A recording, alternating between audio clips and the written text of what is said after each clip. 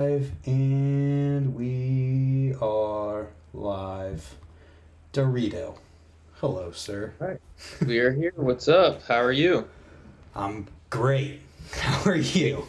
I'm wonderful. Just chilling. Excited to do this. We chatted about this in passing a little bit here and there, and then we've kind of been trying to get back and forth to figure out when we're going to do it. Now we're ready to do it. So And we're let's sending it. send it. And Victoria filled up my jug for me, and life is good. Nice. So, before we jump into your idea, I kind of wanted to give a little bit of context for people who might not have any idea who Dorito is in the BMX world. Yeah. So first, I guess, can you give me a little bit of insight on kind of your history as far as like the pro side of BMX goes? So basically, I started competing professionally when I was 15. I started entering contests when people were like, "Are you seriously going to enter pro?" And I seriously was like, "Fuck yeah, I'm going to." And so I did. And then, I started to I think the first thing that got me kind of hyped and hooked was I did really well in a contest. Sean Dorton, the legendary Ohio rider, he comes up to me as one of the guys I looked up to most, and I was super nervous at a contest, and he was like, he's like, the contest isn't anything about, putting together a good run or like winning. He's like, it's about figuring out what you want to do and doing it. Do a couple things you think you could do well, and then do a couple things that you probably can do, and then do something you want to go home with and know that you knocked that off your list. And so for me, that's what contests always were. And then through that, I started to get invited on trips and got sponsors. I went on Make It Tour 4, made the video of Aspire, got sponsored by Evolution, got sponsored by Odyssey, got sponsored by a bunch of companies over that time, competed all the way, in Dew Tour and all of that crap basically throughout the list. And all aspects. I've competed in flatland, vert, dirt, street, you name it. Never anything really cool in flatland, but amateur contests in flatland. But everything else, I competed in pro. And I definitely think it's very important for me to be an all-around bike rider. That's something that I always really prided myself in. And getting to film video parts was my favorite thing to do because that's really your progression is all about video parts. Hell yeah. And I find myself wondering through this whole backstory. I mean, didn't you win a couple of these contests too? Won a few, yeah, more than a Which few. ones? So I won the chain contest. There was a Law Revolution I won. I made finals in a Toronto Jam. I got to compete overseas. Made finals in a couple of those. Made a final in one Dew Tour. So I definitely competed a lot. I definitely won at least, probably at least 10 contests. But I won a bunch of best trick contests for a long time. That was like a big prideful thing of mine because it was, it was basically at that point it wasn't what it is today. It was who could send it the hardest and the most, and I felt like I was pretty qualified for that. I invented a couple tricks. I think I was the first person. I don't know this one for sure, just because Joe Johnson around the time in the 80s when he started to do double whip airs. I don't know if he started on smaller ramps, but I think I'm the first person to do double whip airs on a mini ramp, something 6 feet or under. I think I'm the first person to do a double whip over a box backwards. I think I'm the Whoa. first person to do a 360 double whip over spine. I know 100% I'm the first person to 360 double whip a spine. A couple other tricks here and there, like a bunch of weird rocket tricks and stuff I don't think anybody else has done, but those are the big ones that I think that, I hang my hat on. Oh, yeah. I mean, when I was getting ready to do this just now and writing up the description, I kind of realized, like, holy crap, people still do three double whips over spines today in a contest run. Mhm. Like, that's a Yeah. legitimate trick that could help somebody win a contest. Like, X Games is about to happen. I don't, I think the only spine that's in the park course at X Games is a roof. So, no one's going to be three double whipping the roof, but if there was a spine, someone would probably be doing a three double whip on it. And it was like, damn, when you think about it, like the legacy of what you started by doing that first is still living on, like, relevant today. Yeah, I think that two things that I think I did bring into the contest age, which there was people who did these tricks before, but I don't know who did them very dialed. I know Nolly could do them pretty dialed, and that's 720s on the spine, and 60 double whips on spines, 360 whip to bar spins. I was pretty early in doing those. I think there was only Dave Delward who was doing those at the time before me. So I think the thing I did more than anything was kind of bring those tricks to the masses to the point where other people thought they could start doing them. And now, like, it's cool to see runs where people are like, watch. I remember, Jim Gall sent me a thing that he filmed something of Nick Bruce doing kind of a barrel roll double tail up on the spine of Chenga 2. And, thinking about, like, all those years ago, that's like 10 years ago when I was doing those over the spine too. God, I'd like to say 10 years ago. It's more like 15. I was going to say it might have been more than 10. It might even be 20 years ago at this point, because I'm not going to get in my age, but yeah, it's about 20 years ago. It's pretty crazy to think about that, though, that there's still, even as far as BMX has been pushed, when you look at someone like R. Willie, who's just at the cutting edge of what's even possible in that realm, you still have people in contests doing some of the stuff that you did 20 years ago, which is definitely something to, like, be proud of, I think. I think it's for me, the things like the 3 double on the spine, I felt like I put so much effort into that, and I think the reason why we still see stuff like that today is spine riding. Even though there are resi spines nowadays, like, you really can't, it's not like a safety thing. Like, you can't really land very safely on it either way. Mm-hmm. So, and back when I was doing them, there wasn't, I didn't learn those on a resi spine. I actually stupidly learned those on a 6-foot coping spine, which I could I could take back and go, and I didn't even learn those on a box. Actually, there's a funny story behind that, where I went to a contest at Flow, and I was like, I'm going to 3 double whip the box here. I was going to do my first one, and there was no box jump. And I was like, because everybody at those contests, they would sit on the boxes. Yeah. At the original Flow. And I was like, well, I guess I'll try it on. I was 3-whipping the spine really high and really well, and I was like, maybe I'll try it on the spine. At that point, I had 3-whip spines, like in my sleep. That was an easy trick for me, but double whipping spines, I was doing that. I was like, I'll give it a shot, and I started them on that spine. I ended up knocking myself out on one. And then, like, the one at Changa that I filmed is probably 2 months later, and I basically, went up to Jim and was like, I started this on a spine. I want to end this on a spine. So, like, I did it on the spine first. So. Jesus. A box first try after that, and I thought it was ridiculous for not just doing it on the box first, but that's how. And how heavy were the bikes that you were doing this stuff on? 35. Mine was always 35 pounds. I always had 4 pegs, like they were always steel back then. I upgraded as the years went on. It's really nice to have a light bike these days, but yeah, I always rode really heavy, burly bikes just because I beat the crap out of things.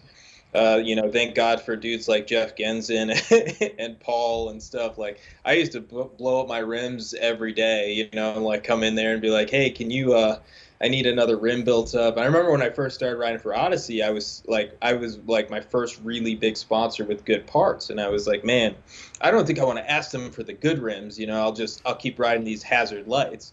But I would blow them out every day. And finally, Jeff looked at me and he's like, dude, do you think it's costing them less money for you to get 20 hazard lights or one 7KA, and so, until I upgraded, I went through a ton of those things. That's pretty funny. It's a definite mindset shift when you enter that space and you're like, no, this is kind of the reason why they're helping me out is because I need this and they're helping me get it. And then, yeah. That's funny. Exactly. Too funny. So the idea that you came to me with at the Changa contest was to, like, watch some of your old stuff and more or less just talk a little bit about it, because we're in a day and age where I think it's even more recognized than ever that, like, there's more to BMX than just a video part with just riding in it. Like, people are more than just a trick machine. And those videos were so many years ago that there was never really an opportunity to talk about these things unless somebody for whatever reason, asked for like a magazine interview, and even then, it's totally different because I feel like a magazine written interview would be even more limited than like a 10-minute video even could be. Yes, exactly. So we're here today to watch the videos, the Aspire one and the Evolution one, and kind of just whatever comes up to talk about, and if there's thoughts about tricks or you remember fun backstories behind things. So with that being said, we're not going to be able to listen to the audio, unfortunately, because both of them are going to have copyrighted music. But how do I find, which one do you want to do first? Aspire would probably be the first one. We could just go in order. So is that on YouTube, or do I got to find it somewhere else? I think it's on YouTube. Let me look it up. I can look as well. Jason Derulo. Why is that coming up? Never seen that. Maybe I should add BMX. I remember, I think it's still on... Jason Levy? BMX 1000. I think it's on... Unless he took his page down. Who? Let me see. Let me just go straight to YouTube, because I know it's on YouTube. I know that the Evolution one is out there. I'm going to check my other resources. Well, I look for this one. I'm sorry for the not being fully prepared, people. I've had a crazy day today. Let's see if I type in on the BMX movie database, Aspire, what comes up. Was it round 1? Yeah, round 3. Round 3, I see. I think I found it. Yes, I found it. Oh, cool. Can you put it in the chat on here? Yes. And for the people who are just listening to this audio version, you're probably going to have to click over and watch just to see the video that we're talking about at this point. And what I'm going to do for you, so that we can watch everything at the same time, is I'm going to share my screen to you, and then you'll be able to see the same thing I'm seeing. Sweet. All right, so hey, there it is. All right, so I'm gonna bring this over here. You fucking out. Let's see. Share screen. Jason Perz, start sharing. Close the chat. Is it working? Can you see it, or can you see the black screen? I can see the black screen. Okay, here we go. Good job. Ohio Legends. Thank you, OG420 Kush God. That's his username. Okay, so Beautiful. hopefully there's not too much lag or anything here between what you see and whatever. But if you want me to pause or anything, you want to talk about something, we can send it. Yeah. All right, so tattoo, fire. This idea, and I was like, it'd be fun to do this just because it's been such a long time, like seeing this stuff. Even for me, like I don't really watch any of this stuff, so it's like looking through it, kind of going like what video parts, and watching like seeing an actual like real person kind of talk through his video part, I thought might be interesting. So Yeah. let's go. So now that this one's really over 20 years old. Yeah. I just realized in order for other people to be able to see this, I have to put it on the other screen. So you can't see it anymore, can you? No. There. Now you can. I think. There. Okay, so I think we're set up, and this is really cool that we can do this because I can put you on the screen and the video at the same time. Sweet. All right, so first of all, Old person, young person. what is Aspire? Like, what is this whole thing?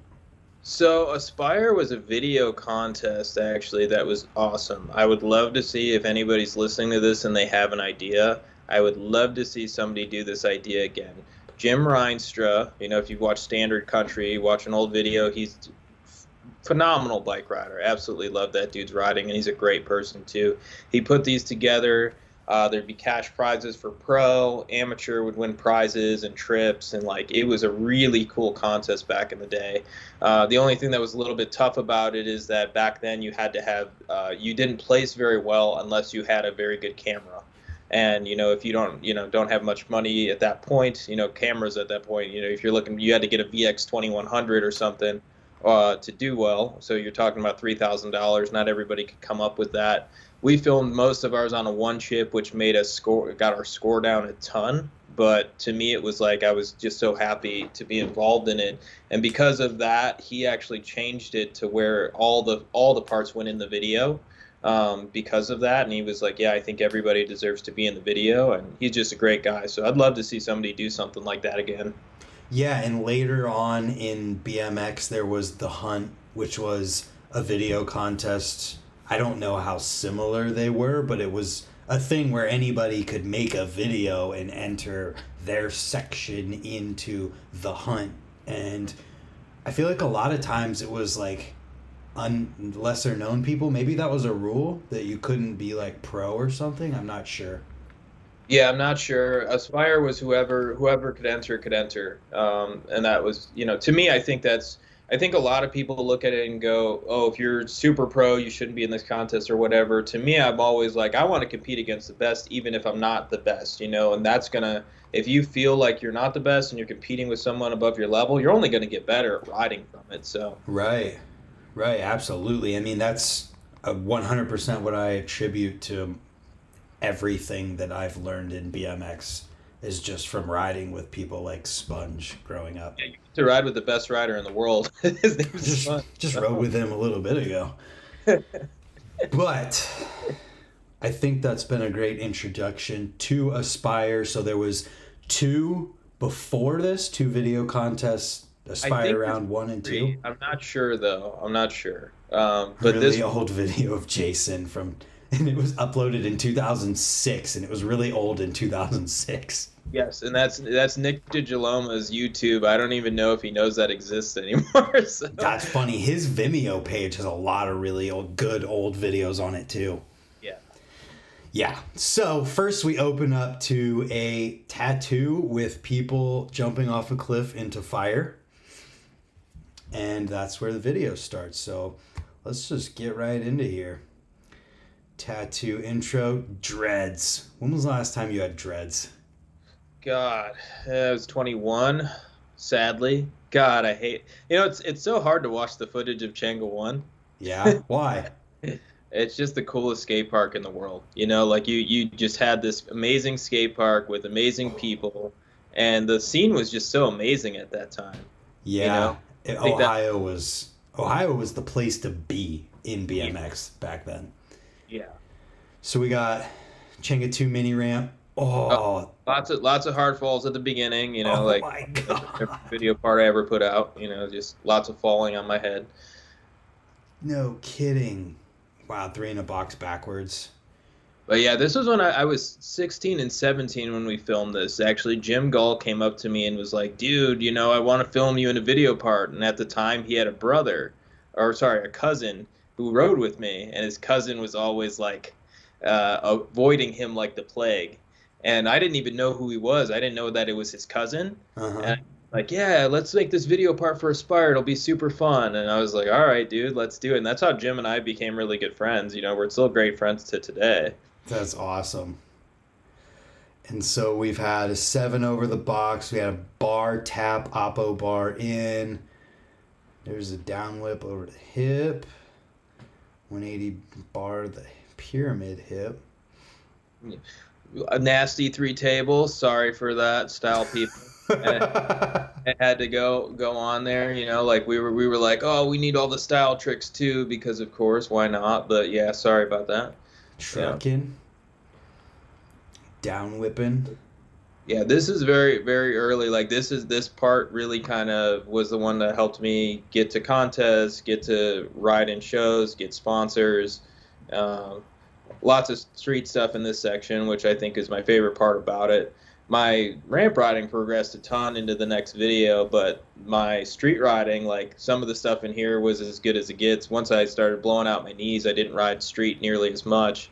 I gotcha. Back rail foofing. God, that Changa Bowl. Changa was just so good. Yeah. Weird step up after a Pat was like, dude, you got to tail whip this. I don't know what that was about. Where is that? That's Camp Corday Trails. Oh, in Parma.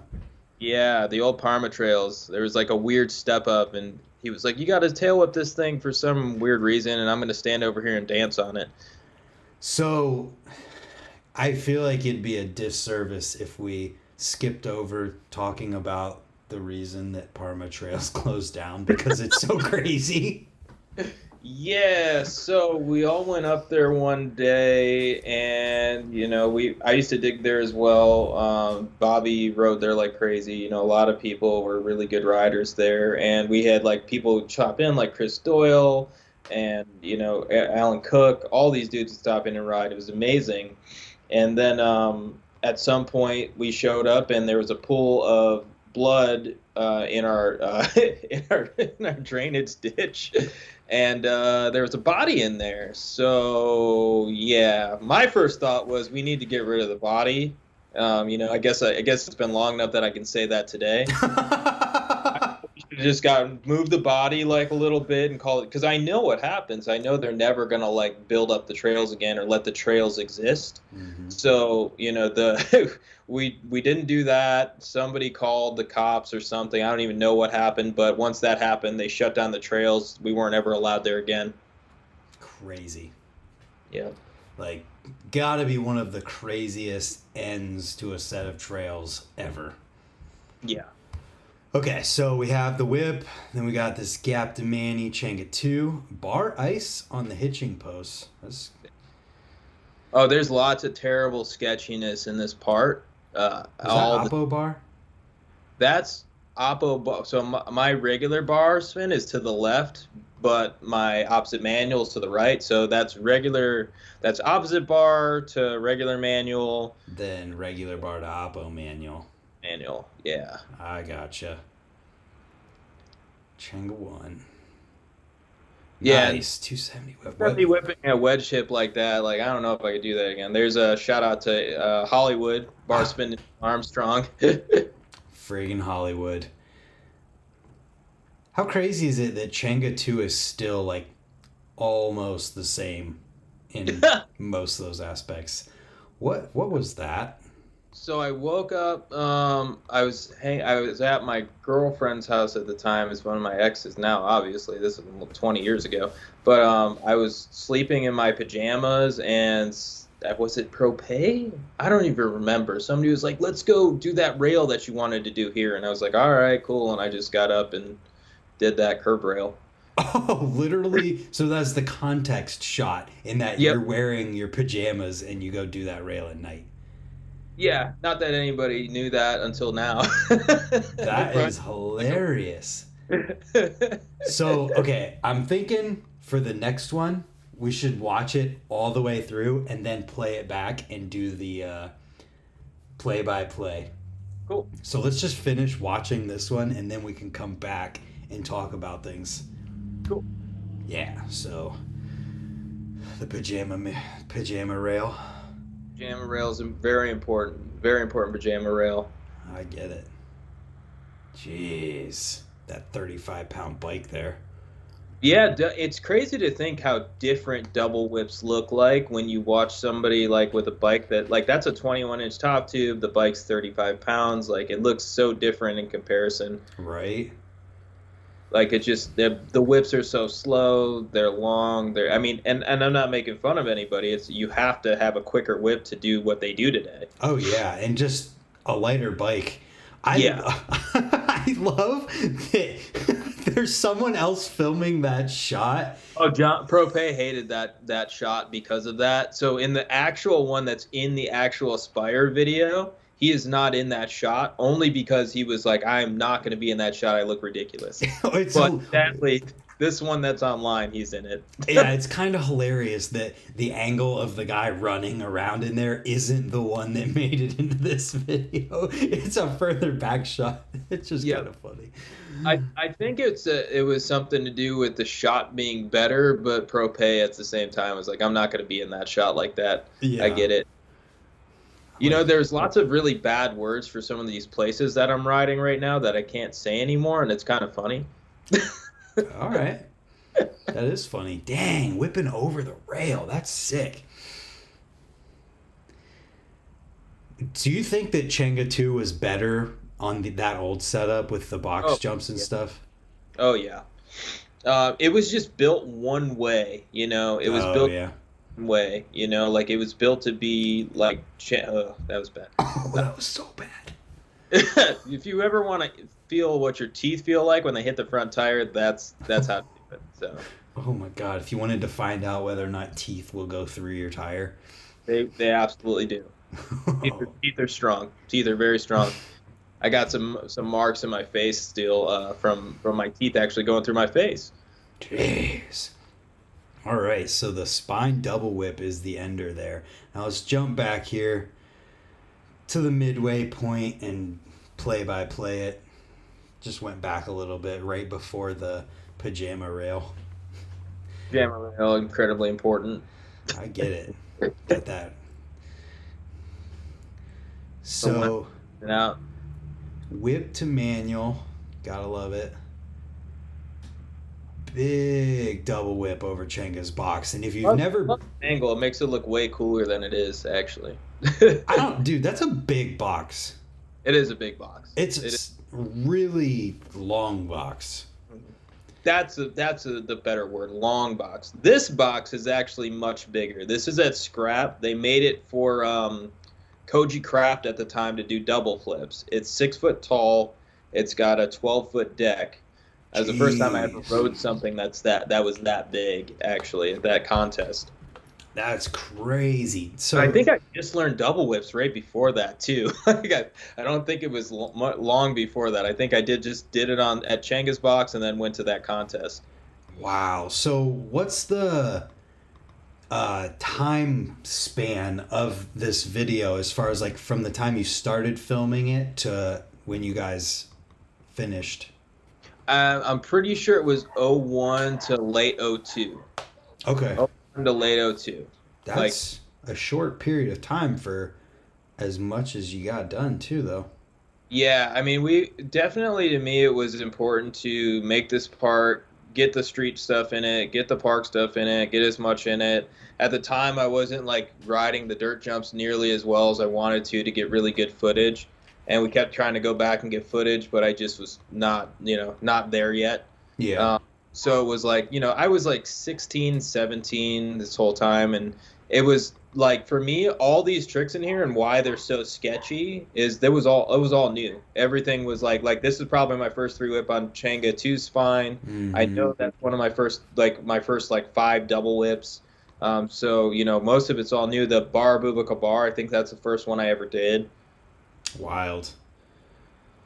Back to the rocket whip line with dude running around in the it's just kind of funny. That's John Propane, man. He's a legend. Yeah, I love John. He's great. It's nothing about the person. It's just the shot is funny. Well, he hated it more than I did. Too good. Ice grind to bars. Good. And then I always loved when you would do ice grind, stop to whatever, whether it's fakie or to foot jam. I love that. It's tough. It's like those couple, like especially that ice pick grind to bar spin. Mm-hmm. That bar is so quick. That is probably the hardest, one of the hardest ice pick grind variations I've ever done for sure. And I did one of those on a sub box. It's way scarier, but it's way easier because you got to throw the bars so quick coming back into the ramp like that. That makes sense. Ice pick grind a foot jam. I remember my heel was actually broken at the time. Oh, at least you don't need your heel for it. A little bit, and it blows my foot off at that point. Ugh. Hop threes. Yeah, you have to have the bunny hop tricks in there. Yeah, hop whip on a 30-pound, 35-pound bike. I like how you had gap to ice grind both ways in here too. That's sick. Yeah, I used to always, I don't think like people who edited my parts really cared for some of this stuff I did like that. But for me, it was like always, I knew, like if you ride four pegs, you know how hard stuff like that is to learn. So like for me, it was always important to be like, oh, this is my part about me doing my hardest stuff, not exactly what you think is my hardest stuff. Yeah, totally fair. And I mean, that's the thing of like, it's your video at the end of the day. Mm-hmm. Hop whipping off the table. That's To sick. almost fall back. Hey, gotta take it sometimes. This whip is pretty nuts, man. So Whipping over a rail.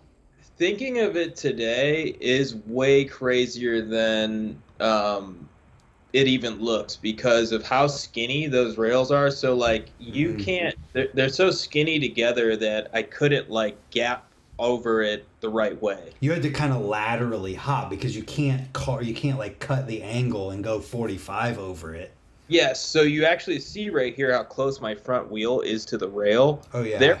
a couple of them in the old footage that I actually over toothed the rail with in the middle of a tail whip. Why didn't you pull that? Come on. If I would have rode away, I would have said yeah, that's what I was doing, and I would have called it a day. But no, it never really, I never landed it like that. That's crazy. Well, that just means that somebody today needs to do that. Yep. Hop Oh, whip over a rail, bunk it. I fully believe two tricks are totally possible. One is that tail whip over tooth on a rail. I think that's possible, and I think tail up to crooked grind is easy. I think that's a very easy trick that nobody. I did it on little flat rails, but I know somebody could do it on a real rail, and it'd be amazing. I think that could make sense because you would catch your front foot as it's going to hit the rail. And as long as you get your back foot on to prevent it from going too far, yeah. Yep. 3 Changa's box, that gives you more perspective how long that box is. Some whip airs, down whip air. Yeah. This is so sick. Bar into it. Which one was opposite? Out of it? That would be regular, but really at that point they all start becoming normal. Yeah. Just you got to throw one way to touch the brake and the other way to get off the brake. Yep. And then out. And isn't there like a story behind this of like, what is it? Was it Glenn Johnson or something? Justin Simpson. No, Glenn did him after me by a bit, but Glenn was the first person to come up to me and be like, "I think I understand why you do them that way with your bars one way. I think I'd do them that way too." And then he started doing them on everything, and it was crazy. Yeah, But literally everything. Simpson used to be. I mean, we would. I think we would drive each other crazy, but in a good way. He would drive me nuts with things because he was just so talented that he'd be like, "Oh, I'd be like, "Oh, check out this bar spin a boobica." And he'd be like, "Dude, check me out. I'm about to do this on this blue subrail over here." You, dude, and we would go back and forth on stuff like that. And finally, like that's when the bar boobica bar spin came because I was like, "Well, do that, man." That's funny. And he probably could, honestly. He just never did, like he probably could have, but he never did. That's pretty hilarious. And for context for people who might not know, who's just saying Simpson, Justin Simpson, the dude who rode for Mutiny and Odyssey back in the day and would have the opener and banger in every single Mutiny video that he was in. Yeah. But absolute Ohio legend. And I think that's the coolest part about all the video parts and filming it and Changa and everything was like my friends the friend group I grew up with, like, Jordan, Stewart, Justin Simpson, John Quartz, like growing up watching Jake Finley, Sean Dorton, Aaron Bostrom, Nate Wessel, like I could go down a list. It would take me a week, but, these guys were amazing riders, legendary riders that I would get to hang out and ride with all the time. That was amazing. Yeah, dude. Ohio was like a serious place to be in BMX. It was a hub at that point where it was just this is where everybody's coming through because Changa and the Flow are here, and Section 8's over in Youngstown, and there's so much. And then Hollywood moves here, like Yeah. that to me was when I was a little kid watching Hollywood ride, that time watching them ride, like getting to hang out with them. Like, I mean, Changa was the best scene too, along with the best ramps. Yeah, and I mean, thinking about it too, I was thinking about this. I don't remember if I said it on a podcast or not, but it's crazy to think that if Nate Wessel was born 5 or 10 years before or after he was born, BMX would look completely different. Yeah. Like as a whole, BMX as a whole would be completely different, and it's crazy to think about that. Yeah, it was a huge piece. Him just building. I remember going to Woodward. Here's a great example, and it was through Nate that I even went to Woodward. I went to Woodward the first time, and I never got to go as a kid, and I always wanted to go, and I was like, it'd be awesome to go. Then I'm 18 and already like kind of established, and then I get to go and hang out with Nate, which was awesome.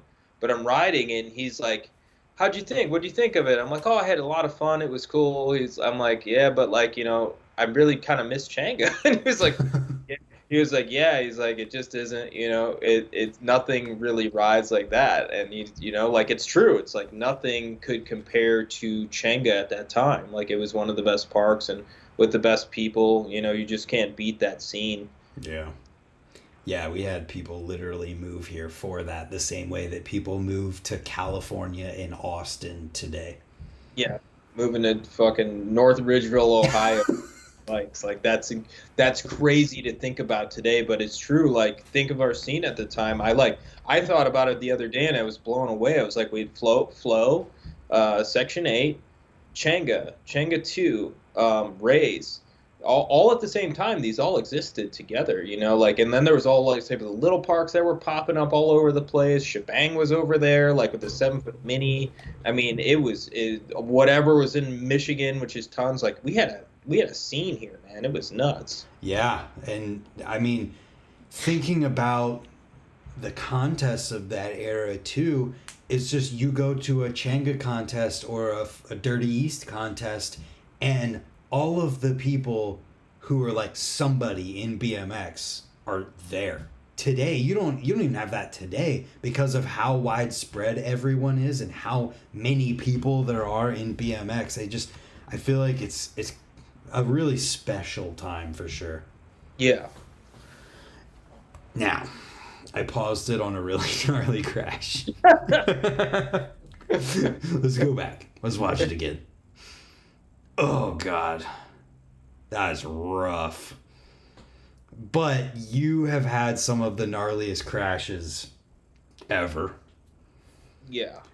So, take me back to this day. Take me back to this moment. I mean, I would imagine if I could hear audio on this, the crowd just went nuts.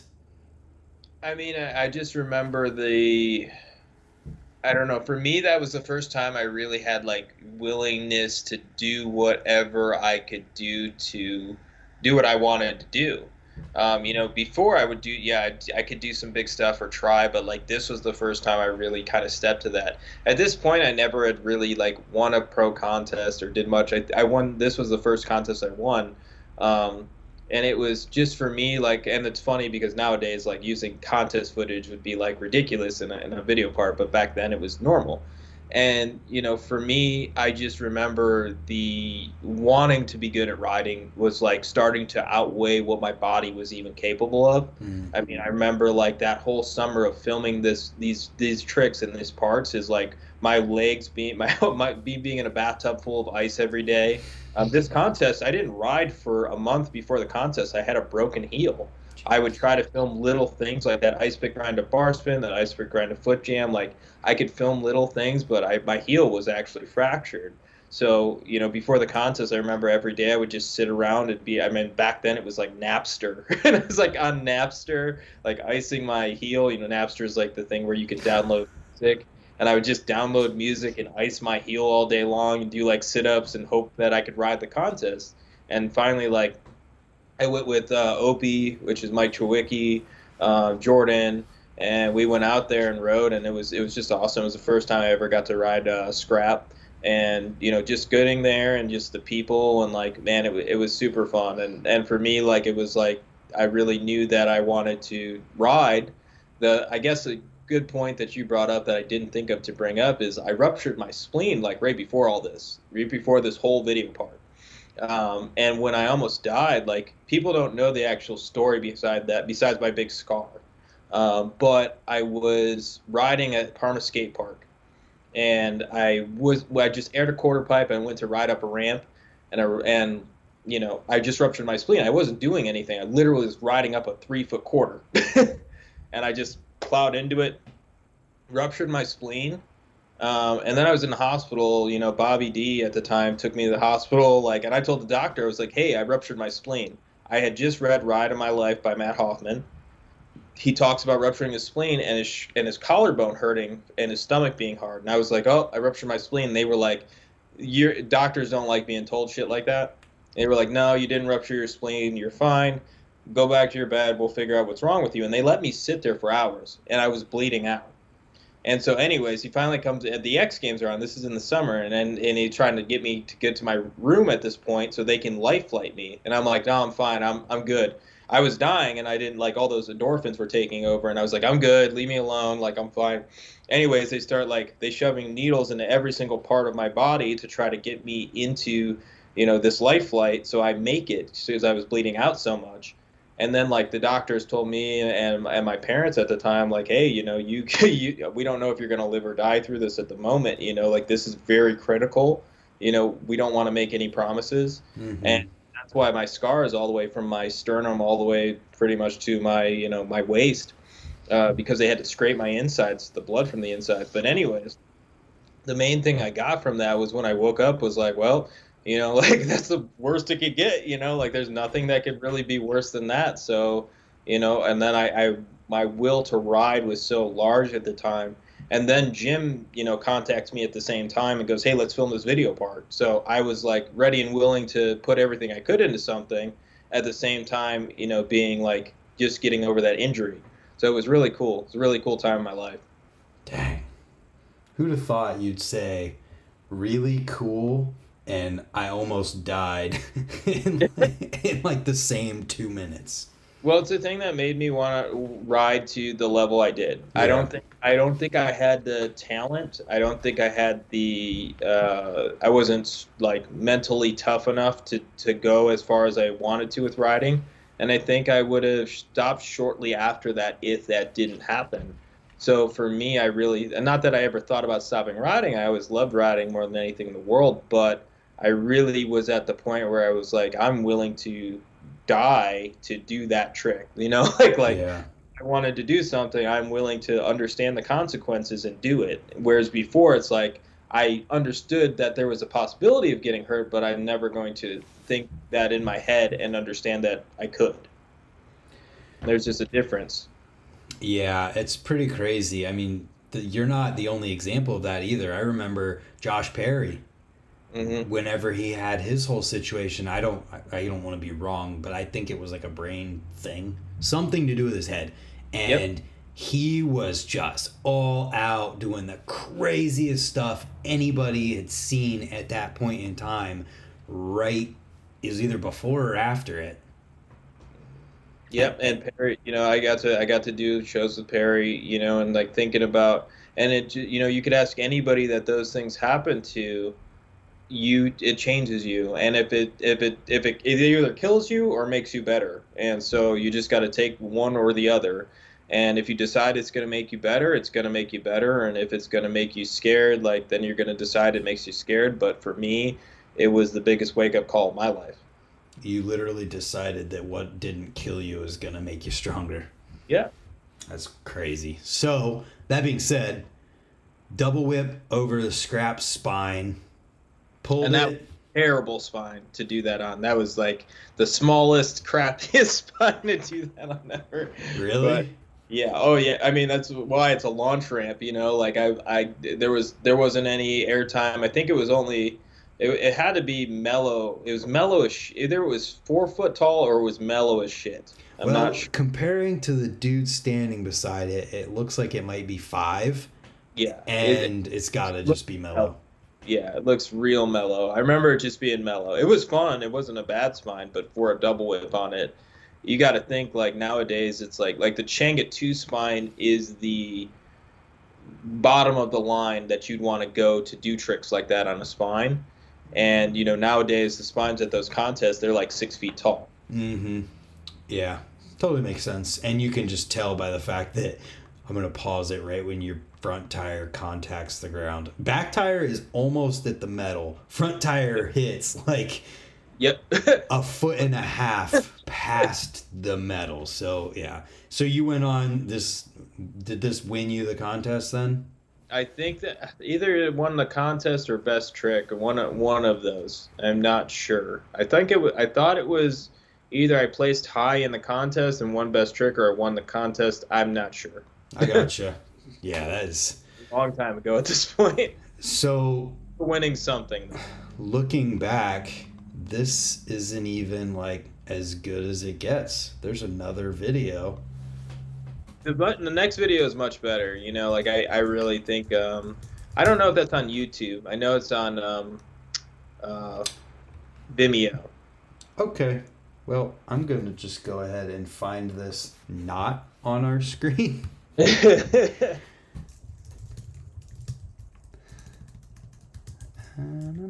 I know I've watched this one before, but I don't think I ever watched the one that we just watched. Yeah, I don't know. That's kind of why I said, we could go through both of them just because I don't know if many people have seen that one ever. Yeah. Like back in the day, yes, but nowadays I'm not sure. Right. Where's Vimeo's search? Good luck searching on Vimeo. I found it Vimeo. posted on BMX Union, but it's not The link there. Got to go through Vimeo. I'll find it. We'll find it. I just found it. Okay. Oh, you're the bomb. Let me.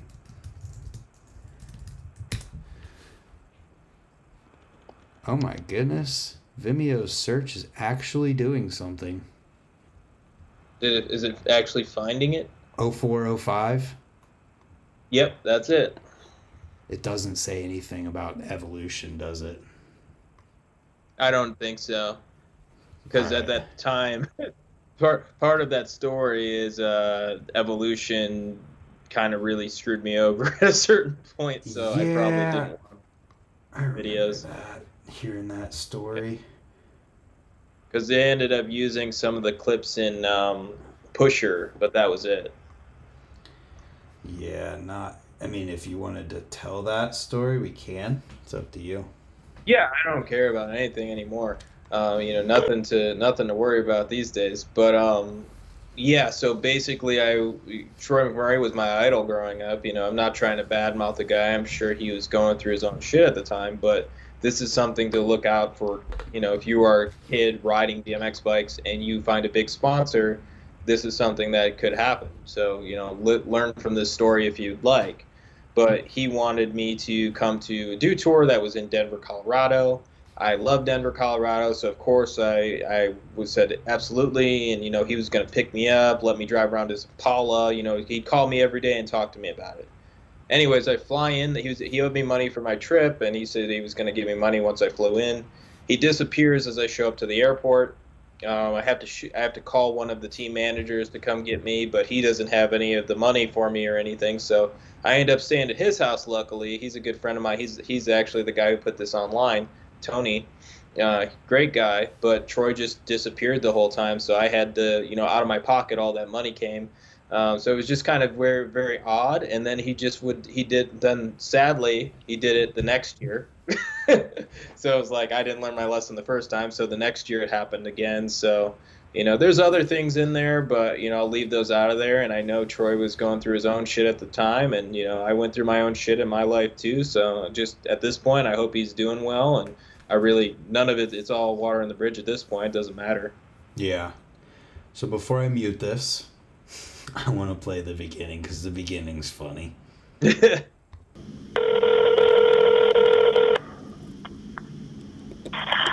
is Jason. I'm probably riding, jamming in the house and we're dead. Bye. Oh, I love that. That was my voicemail for God knows how long. That's too funny. So, let's get right on into it. I guess we could watch through the whole thing and then come back. Can you make it full screen? If I make it full screen, they won't be able to see you anymore. Oh, okay. Never mind. Just kidding. Unfortunately. Vimeo's player changes things. Vimeo sucks. Picture in picture? Why? What's the point of that? Okay. Anyway, we'll play through. Trying to 900 a spine. No big deal. Yep. I wish that was that. Yeah. It was funny, though. I did try to 900 a spine a couple times, and it didn't work at all. So just, in case anybody wants to try that, go ahead. But it doesn't feel very good. So basically here, I just I 7 the spine, I hit my head off my handlebars, and I don't really know what's going on right now. I'm pretty dazed. And then I look up, and Jim sees my eye is cut wide open. Yeah. That's what all that blood is from. Your eyes bleed a lot, by the way. And I remember looking at Jim and being like, I'm going to go try that again. And Jim was like, I'm going to go home. I'm not filming you anymore. Yeah, dude, there's a huge contrast when you look at these videos back to back and seeing your progression. It's pretty sick. Yeah, I think that to me there was a year in between where like all I did was ride, and the tricks that I was doing in the previous video, like I was doing at shows, at contests, wherever all the time. So it helped them get a lot cleaner. But there's still some great falls in here too. Oh my gosh! It always hits like that. Yeah. God, your bike always chases you down too. I know, dude. I don't know what the hell my bike is doing, but it's not very nice. That's a double whip drop in. I end up just landing sitting on my peg. Like, luckily it didn't go up my ass. That would have been terrible. Legendary gap right there. I hit the ceiling on that one. But this is when I feel like my riding kind of hit two different levels, where it was like I figured out how to actually land in the damn transition. And like I was having just as much fun like flowing and being smooth as I was learning tricks. So it was just the funnest time for me in my riding. Yeah. I mean, you can just see the improvement in you getting better. Yeah, and there's certain things like, there's certain things in every video part that you're like, I haven't done that before or in another video part. Yeah. Like certain things like the tail up over the rail, like I never tailed over another rail. To me, it's things you knock off the list. Here, like I'm actually hitting the big jumps. I'm actually riding vert. I'm riding everything really well. So it's a very different time in my riding. Yeah. And I got to ride with so many different people at that point too. Like learning. That's the thing that's really fun about riding is like when you go on trips, you get to ride with this dude who rides vert, or this dude who rides nothing but dirt, or this dude who's like blasting stuff, and like you take a little bit from everybody. Yeah, you're definitely a product of your environment when it comes to style and things that you pick up in BMX. Yes. And you had to, going, the more I wanted to ride in those big contests, the more I'm like trying to land things clean and land smooth, because, you have to, that's the thing about big contests. You got to land the trick and do the next trick and so on and so forth. And at this point, I was competing in dirt contests. I was competing in vert contests. I was competing in park contests. So, everything had to be a lot more dialed. Bar Bubika bars were dialed at that point. What did you even do right in that darkness? I think it's a whip to ice or whip to tail tap on a weird wedge, but it came out super dark. For some reason it was light in recording, and once the video was done it wasn't. Oh, okay. You'll have that. God, the alley-oops over that channel. That was like the funnest thing to do in the world. If I'm ever having like a bad day, I can kind of envision alley-ooping that channel. Yeah. That's awesome. Phew. Getting crazy. Like, this video still holds up today with the crazy stuff that's in it. Double whipping a box backwards with a 35-pound bike. Boom. 3 double whip. Yeah, it's like I remember like everybody was like, "Why did you throw your bike at the end?" It's like, oh, at that point, I think it's like a weird, like, it's an emotion thing that you have, like when you're riding. Only people who've landed like something they've never landed before or has never been done before, or something that they're so stoked on, just know the feeling like you're just done. Like there's nothing better that could happen in that day, and you're just done. And that's very, very hard to get that feeling as a bike rider. Oh yeah. Gnarly crashes at the beginning of this, man. Just insane. Cut open forehead. Well, that's my actual eye. Or eye. Yeah. Drums.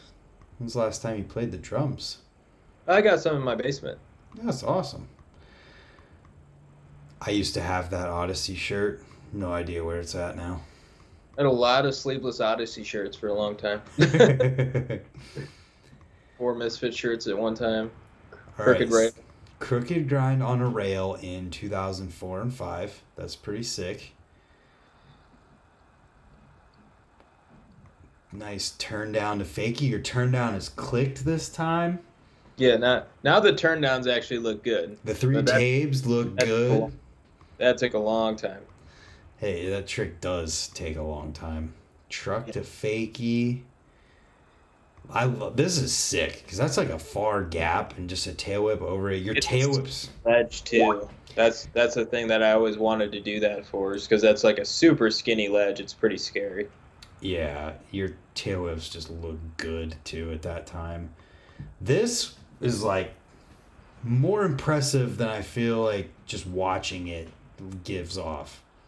Yeah, it was some crap was sitting over there, and like I think it was Jordan was like 180 it, and I was like, all right, cool, like, and then it's more impressive than it looks for sure, but it's one of those things that I don't know if it should have been in the part, but I was happy it's in there. It's good, and for people who might not recognize, this is where the foam pit in Changa 2 is, and the resi is right there, the little box beside it. Yeah. For me, I remember Gons, he always said something that I think was important about like little tricks like that, and he said like I always put something either in my runs or my video parts that some kid at home could do. Oh, that's a cool thought. So I've always like kind of thought about maybe something always in my parts like that. Yeah, that's a cool thought. So now we got whip to ice on a hitching post. That is crazy. It's easier than it looks. It's one of those tricks. If you can do tail to tail taps, you could do whip to ice picks, but not many people do whip to ice picks. Yeah, that's just a rare trick, man. That's like leap of faith. Yeah. Spot's still there. Is that spot still there? At least I think. Yeah, I think it is. That's Cleveland, right? Yep. Yeah. Right across the street from the police station. Freaking detour double whip to. Oh, that was a triple. That was a triple, and I kicked my wheel right at the coping, right at the beginning of it. Oh. So my bike just went crazy, and it's the worst. You start to like go over the front of the bike, and like you're front flipping over the front of the bike as the bike's falling. It's a miserable feeling. And you fell really far before getting bashed. That's another thing we could talk about. I actually broke. I cracked all of my ribs on one side on that fall, and I went to the hospital in Denver with Tony. And they came up to me and were like, we need to get you away from this guy. This guy's hurting you. And I was like, what are you talking about? And so he actually had this on film. And so I was like, Tony, you got to show them the film. They think you're like beating me or something. And so like then because they were like, I don't know how somebody could break or crack all of their ribs, so. Maybe just falling 15 feet from the sky. Yeah, well, once they saw it, they were like, "Oh, no shit." We get it now. Yeah. 720 crash. Man, you just did not seem to crash gracefully. Oh, dude, I have no ability to just walk out of things. Clearly, I mean, you're literally Clearly. knocked out right there. Clearly.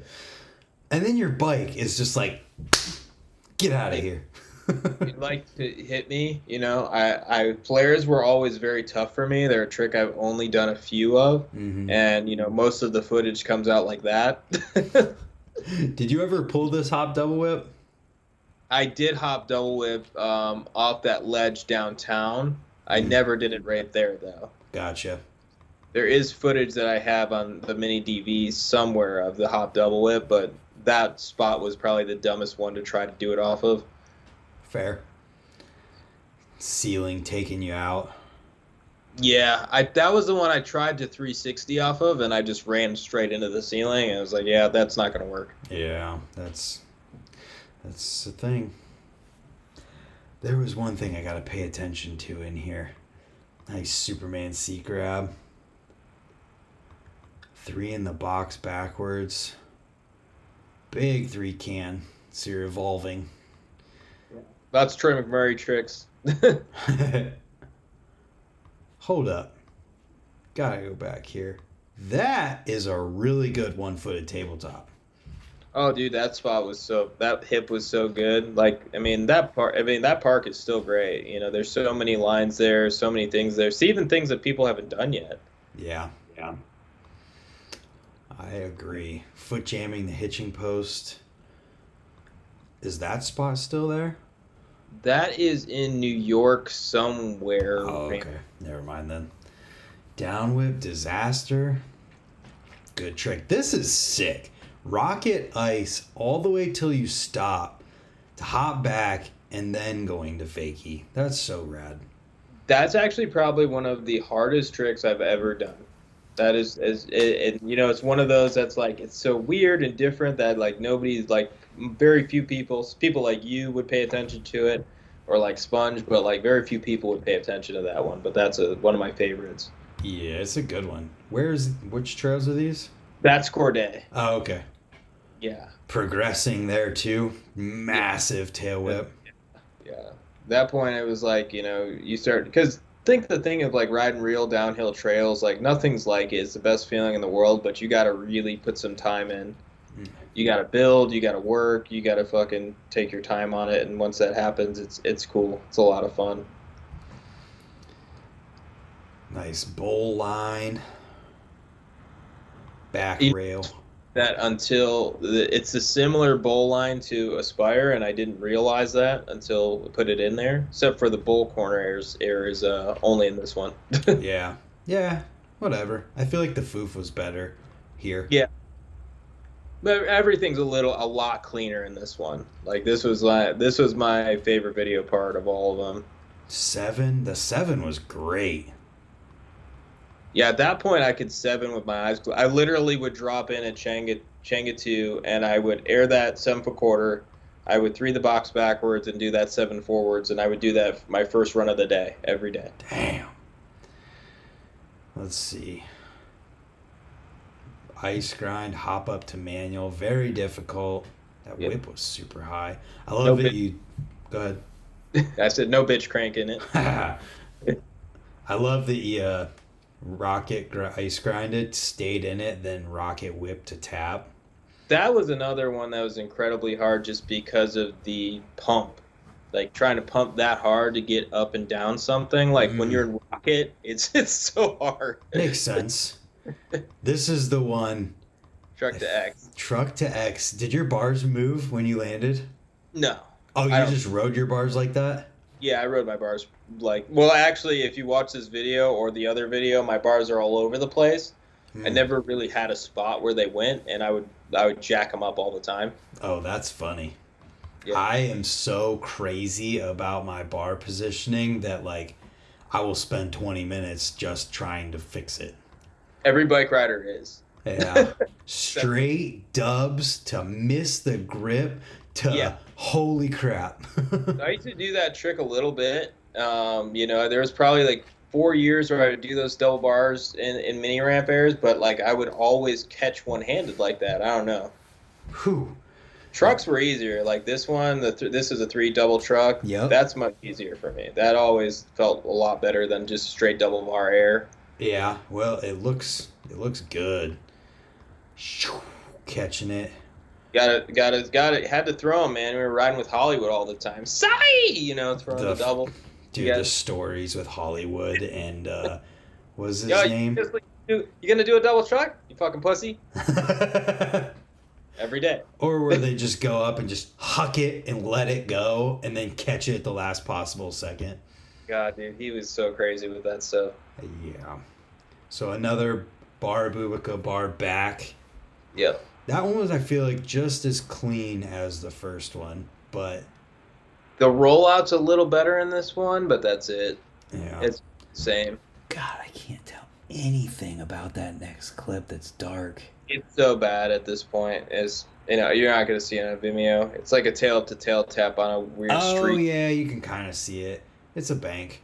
Whip up to, or grind up to bar. That's good. 3 one-handed tabe. At Big Happies, yeah. That's awesome. That alley-oop. Oh, that's the alley-oop you're talking about. Yeah, that was the funnest alley-oop ever, man. There's just nothing like that in the world. That's sick. Yeah, from a taller ramp to a shorter ramp. Yeah, there's nothing like that feeling in the world, man. That's a really cool transfer. Alley All the whip. Jenga was so fun. They look like fun. This is a cool line. I liked a lot. I like those Bubikas on walls, like big walls. Psycho used to do those. He was like my inspiration to kind of do those on big walls, man. So that was a fun one. That down whip is gnarly. Like that's probably like the gnarly I did at Jenga. Like between the wall ride and that downside whip, like those were the gnarliest things I ever did. Is this the one that was in the magazine? Yes. That's what I thought. That one's in a magazine, and then the wall rides in Ride BMX. I don't remember what magazine the downside whip's in. I thought I remembered that one. So good. Fabulous took the picture of both of these actually, but so what's not the one that made it in Ride. So what's the deal with fading right here from one to another? I have no idea, actually. Oh, it was the lighting. It was something to do with the lighting. Because it was something to do with the contest. I think I ended up doing it in the contest, and maybe there was something where it changed. I'm not sure. Okay. Something Either way, you landed it. Yeah. Hop whip off of a sub that, when you ride it, feels way bigger than it looks on camera. Yeah, that was a good hop whip in. It was one of those things that like wasn't. After a while, it's not nearly as scary. It's a good one, man. And then the 7. What's wrong with the one on that wall ride? I ran into a camera person. Oh. I think the clip is actually in props, the full clip of that, but I ran into a camera person, so I think we ended up switching something for some reason. Gotcha. Hop whip into that vert wall. Not to mention the editing on this part is me, by the way. Oh, okay. I had a buddy who actually didn't know how to edit, and so I ended up doing most of the editing on this, which is weird because I don't do any of that. Not very good. What park is this? That's Vans Modern. Okay. When it was a Vans. Double whip air. Man, blasting that 7-foot to double whip that box backwards. It's so nuts. And then the claim of all claims, the 3 dubs on the spine. So wild, man. So wild. Wasn't this a thing of like as a process? Did you say that it was like you didn't get it the first time you were trying it? Oh, dude, it was such a process. That 7, I'm actually like sweating thinking about it. That's crazy. The process of the 7 on the spine the 3 double whip. So the 7 was there. It was always there, but I fell on it like 4 different occasions. Like the time I take my face out, like that's my eye. I knocked myself out another time. Something else happened another time. I can't even remember. This is all before I landed it. And then the 3 double whip, but both of them I think were in the same day. Yeah, they were. I 7 the spine, and then I was like, okay, I want to 3 double whip it. Basically, that's how I always work. Like if I can like get myself psyched up on doing something, I'll do something else. Yeah. So I 7 it, landed it, and then I remember like being like, okay, I'm gonna try to 3 double. So the 3 double, like I said earlier, started on the 6-foot spine of flow. It's the original flow. And I just would send it over and over again, and like until I literally I remember there was the contest. My run in the contest was over, and I just kept trying it over and over again. Finally, I ended up knocking myself out, and that's how that ended. Jeez. I came back to Changa, and I was like, all right. After I 7 the spine, I was like, I want to 3 double with the spine. I think I could do it. And I just kept trying it. But that was all in one day. That one was landed in one day. But yeah, they were all a process. A lot of bad falls. 7ing a spine is like a gnarly feeling, especially back then, because for me, I think the big thing back then was I didn't have somebody I could be like, hey, how do you do that? How does that work? Or even seeing footage of things, and that's a really cool thing about bike riding is that there's always something progression-wise that hasn't been done. Mm-hmm. So there's always something out there that is going to be unique and hard that you're not going to be able to call anybody to learn about, and you just got to send sometimes. So you have to have we would call it. It's funny when I would talk about this with certain riders, saying in my head if I thought they were really good or not. I'd be like, yeah, this person's really good, all the skills in the world, but they don't have an overdrive button. And I think sometimes things like that 3 double whip, things like whipping over a rail, things like that is it's that overdrive button. And it's the same, it sounds morbid to almost say this, but it's the same kind of motivation that you have for a person that might want to jump off a building one day is almost the same motivation you can have for that overdrive button sometimes. In my head, I was always a very depressed kid. I didn't have any place to put that, so I put it into riding. And so the same motivation that I had there became that what I would call an overdrive button, and that ends up in these video parts with these crazy slams. But if there was all the slams with nothing at the end of it, that'd be one thing. But I landed most of the things I wanted to. Yeah, man, it's definitely something to be proud of, and in an era of BMX too. It was that fits the time period. I feel like there's less people who have that the overdrive button today goes into all right, we're gonna add another spin into a grind to a thing, not as much of all right, we're gonna freaking add another tail whip to this 360 over the spine that no one's ever done before. And I think it's just I think there are plenty of people who have it, but I think that for me, riding was it was an art form for me, and especially it seemed like more of that for most of us back then. If you were the tail whip guy, you probably didn't want it. The next, and vice versa. Everybody kind of was different, did different tricks, had different motivations, and riding could be that thing where you put your depression or whatever into, and then riding also could be where you put your happiness into.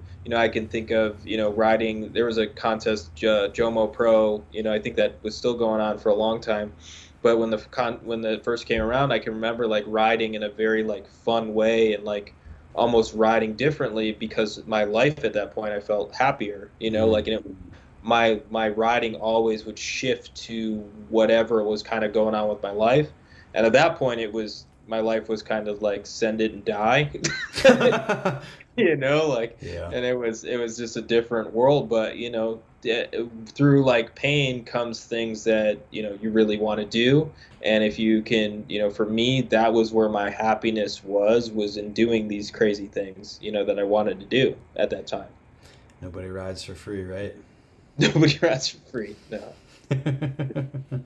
On that note.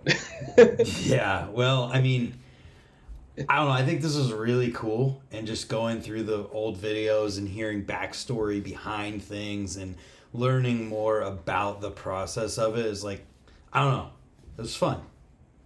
I wanted to do it. I saw a couple people like doing it in different sports, and I was like, it'd be fun to do that in BMX. And I was more thinking of like watching others doing it, and then I was like, well, I guess it'd be fun for me and you to kind of go through some of these old parts, and I hope to see somebody else, from 20 years ago go through some of their stuff too, because there's lots of really cool video parts that kids these days probably haven't seen or heard of or heard from the rider.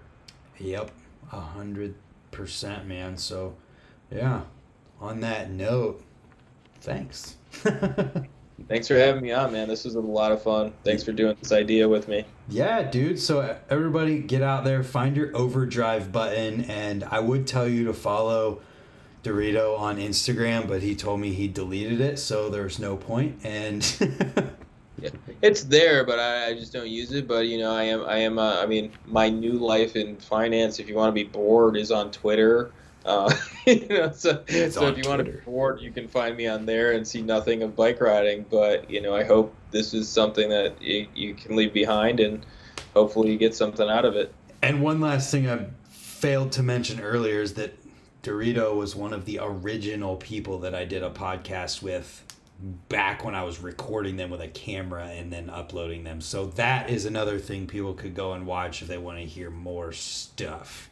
Yeah. So on that note, have a good night, everyone. All right.